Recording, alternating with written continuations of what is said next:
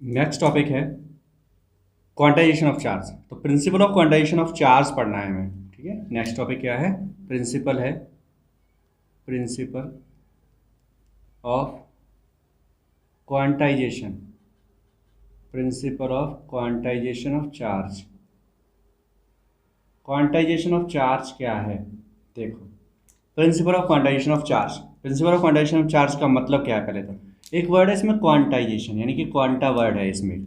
ठीक है, तो ऐसे समझो कि जब हमने क्या किया, एक बॉडी ली थी ए और दूसरी बॉडी ली थी बी, हमने ए और बी को आपस में क्या किया था? रब। तो रब करने से क्या हुआ था? इसमें से कुछ इलेक्ट्रॉन इसके पास ट्रांसफर हुए थे, ये हम पढ़ चुके हैं। ठीक है, तो कुछ इलेक्ट्रॉन इसमें से क्या हुए थे? ट्रांसफर हुए थे।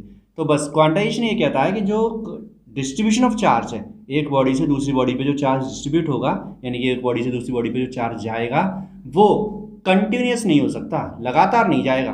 कैसे जाएगा? वो स्मॉल पैकेट्स में, यानी कि एक मिनिमम क्वांटिटी, उस मिनिमम क्वांटिटी को हम बोल सकते हैं वो है quanta, quanta of charge, quanta of charge. और ये है क्या? ये बताया कि ये एक इलेक्ट्रॉन पर जो चार्ज होता है ना, उसके इक्वल होता है।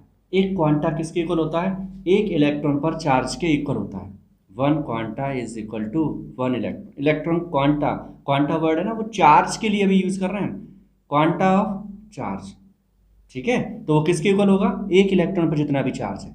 तो प्रिंसिपल क्या कहता है? प्रिंसिपल ये कहता है कि चार्ज का डिस्ट्रीब्यूशन जब हम करेंगे, एक बॉडी से दूसरी बॉडी पर भेजेंगे, तो वो कंटिन्यूस नहीं होगा। कंटिन्यूस नहीं होगा इसका मतलब क्या हुआ? ऐसा समझो जैसे कि एक बाल्टी से पानी दूसरी बाल्टी में पलट रहे हो, तो हम कंटिन्यूस कर सकते हैं, पकड़ो और पलटना शुरू कर दो, तो वो कंटिन्यूस डिस्ट्रीब्यूशन हो रहा है वाटर का।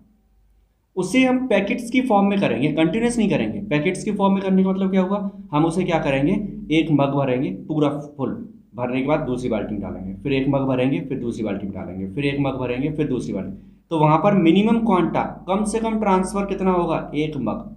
एक बाल्टी से एक मग भरा, दूसरे में डाल दिया, फिर एक भरेंगे, फिर डालेंगे। वो मिनिमम क्वांटिटी है उसकी कितनी? एक मग। एक मग के बराबर कम से कम ट्रांसफर होना चाहिए, तो वो क्वांटा हो गया, वहां पर क्वांटाइजेशन हो गया कि एक मग ट्रांसफर करते जाओ, 1 2 3 4 10 20 50 जो भी है। कंटिन्यूस नहीं कि बाल्टी पकड़ी और पलट दिए, सो नहीं होगा। समझ गए? तो अब क्या होगा? जब दूसरी बाल्टी में पानी पहुंचेगा तो कितने बाल्टी, कितना मग होगा उसमें? 2 मग हो सकते हैं, 10 मग हो सकते हैं, 100 मग हो सकते हैं। लेकिन क्या वहां पर 1.5 मग, 1.5 मग हो सकता है? नहीं। क्यों? क्योंकि मग पूरा ही ट्रांसफर होना है। मिनिमम वो क्वांटा वहां पर क्या है? मग, एक मग। समझे?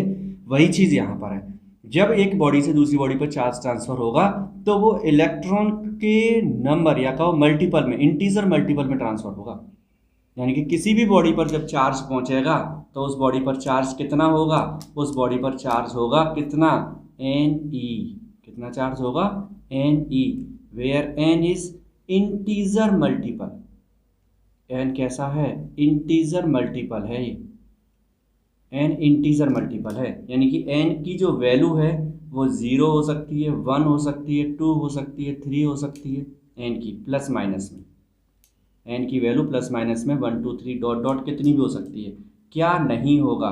N will never equal to 1.5, 2/7, इस तरह की कोई वैल्यू नहीं होगी, क्योंकि वो कैसा है? इंटीजर मल्टीपल है, क्योंकि वो पैकेट पूरा जाना है।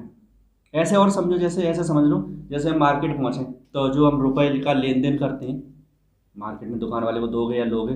अगर सपोज किसी कोई भी आपने कोई भी आइटम खरीदा, उस आइटम की कॉस्टिंग आई निकल के कि उसकी कीमत है ऐसे 25.5 रुपये, 20 रुपीज़ एंड 50 पैसे। तो क्या दुकानदार 20 रुपीज़ और 50 पैसे लेगा आपसे? नहीं लेगा। या तो वो 25 लेगा या फिर वो 26 लेगा, या कोई और दूसरी चीज़ उसमें ऐड करेगा तब उसे करेगा। मतलब उसे करना, उसे 1 रुपए की उसे राउंड ऑफ करना है, यही होगा। तो वो 1 रुपए यहाँ पर एक इलेक्ट्रॉन है, मतलब एक इलेक्ट्रॉन से कम पॉसिबिलिटी है ही नहीं। ये चीज़ प्रूफ करी है किसने? मिल्कन, एक साइंटिस्ट है, मिल्कन्स ऑयल ड्रॉप एक्सपेरिमेंट है। मिल्कन ने क्या किया है? ऑयल ड्रॉप एक्सपेरिमेंट किया है। इस ऑयल ड्रॉप एक्सपेरिमेंट की हेल्प से उन्होंने बात प्रूफ कर दी है कि जब भी चार्ज एक बॉडी से दूसरी बॉडी पर ट्रांसफर होगा वो हमेशा इंटीजर मल्टीपल की फॉर्म में ही होगा, वो नहीं हो सकता है इस तरह से कभी। समझ में आ गई बात? क्लियर हो गई। तो क्वांटाइजेशन क्या कहता है कि charge can never be distributed from one body to another body. कैसे नहीं हो सकती? Continuously. It will be transferred only in the form of packets और bundles, and the minimum quantity in which it will be transferred is charge of one electron. एक electron के बराबर charge में ही transfer होगा, उससे कम नहीं होगा, और वो उसका इंटीजर मल्टीपल ही होगा। ठीक है, एक बात ये तो हो गई, प्रूफ्ड है, मिल्टन ने प्रूफ भी किया है ऑर्डर ऑफ एक्सपेरिमेंट से। लेकिन एक साइंटिस्ट है गैलमैन, वो नहीं पढ़ना है, बस समझ लो, गैलमैन ने ये बात बताई है कि चार्ज 1/3 इलेक्ट्रॉन 2/3 इलेक्ट्रॉन भी हो सकता है, जिसे उन्होंने कहा कि ये पार्टिकल्स हैं जिन्हें हम बोलते हैं क्वार्क। क्या हैं ये? क्वार्क। दो क्वार्क दिए, यू और डी, मतलब डी और यू, डाउन क्वार्क और अप क्वार्क। अगर ये चीज़ प्रूफ हो गई गैलमैन की, वैसे दिए हुए बहुत टाइम हो गया, 1962 में दिया है ना लॉ, तो बहुत पुरानी बात हो गई। अगर लेकिन ये प्रूफ अभी तक नहीं हो पाया है, ये चीज़ प्रूफ है कि चार्ज की ये फॉर्म्स पॉसिबल नहीं है, वो हमेशा इंटीजर मल्टीपल में होगा। ऑर्डर ऑफ एक्सपेरिमेंट प्रूफ कर चुका है इस चीज़ को।